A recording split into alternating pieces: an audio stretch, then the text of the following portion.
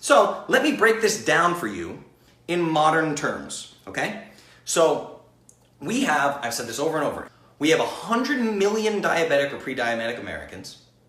88% of those don't even know that they're diabetic or pre-diabetic. You know what, I need to write some of this down.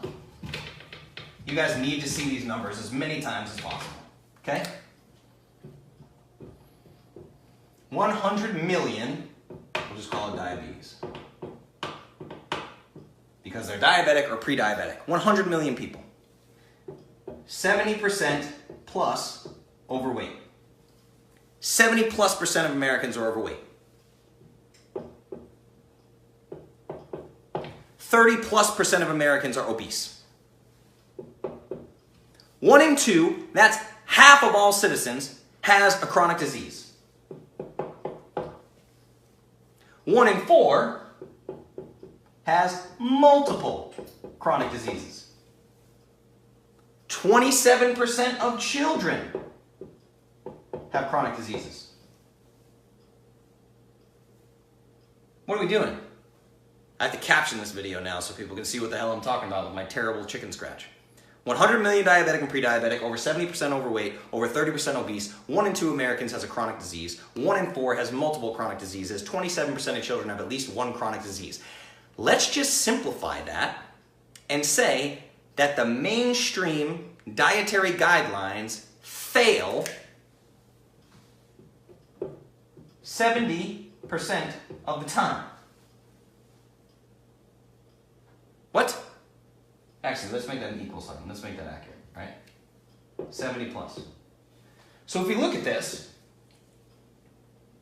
we say the dietary guidelines in America, mainstream advice, fails completely over 70% of the time. That's being very generous. It's probably worse than that, but that's being very, very generous, okay? Now, the mainstream responds by continuing to waste billions of dollars on horrible nutrition studies, incessantly trying to tweak the current guidelines just slightly in hopes of making things better. And the population gets sicker and fatter with each passing year. So let me ask you a question. I'm going to put this in terms that literally everybody can understand. So we know that the government dietary guidelines fail us over 70% of the time. A thought experiment. If Apple came out, if Apple had a press release, Scott Cook gets on stage, or we'll call him Scott Apple. Scott Cook gets on stage, right? Apple releases, they have this new press release. CEO of Apple gets out on stage, brand new press release saying, we have this amazing new electronic device. It's incredible, you're going to love it. It only costs $1,000. And it completely fails 70% of the time or more. Would you like to buy my new electronic device?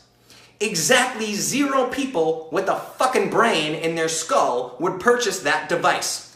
What would Apple do in response to this? Okay, they launch this new product, price tag of $1,000, fails over 70% of the time, nobody buys it, but they already launched it, the cat's out of the bag, right? Now, would they tweak this device? Would they tweak it, little teeny tiny changes, and then repackage it and spit it back out, trying to make it better? No. The CEO would scrap the project altogether. The product would have never made it to market in the first place, and if it did make it to market, he would fire each and every person who had even a hand in presenting such a piece of shit product to the general public. He would fire everybody. Game over. That's what would happen with a 70+% fail rate. That, ladies and gentlemen, is what needs to happen with nutrition in America. Again, I'm not saying I'm an expert. I'm not a doctor. I'm not saying I have all the answers. I'm saying we need to start over. Why do we continue to constantly build, tweak, finagle upon a foundation of horse shit? Why? Why do we continue to build upon a foundation of complete and utter nonsense? Why would we do that? Why have we not scrapped the project altogether? Now, I'm being a little facetious here because the answer is money. Duh, the answer is always money.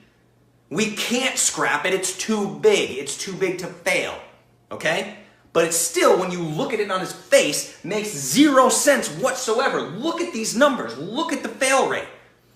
And then you have people that are willing to get on podcasts and debate calories in versus calories out. Sugar may not be the enemy that you think it is, Mr. Man. Insulin plays other roles than just fat loss, Mr. Man. Why are you fighting for this?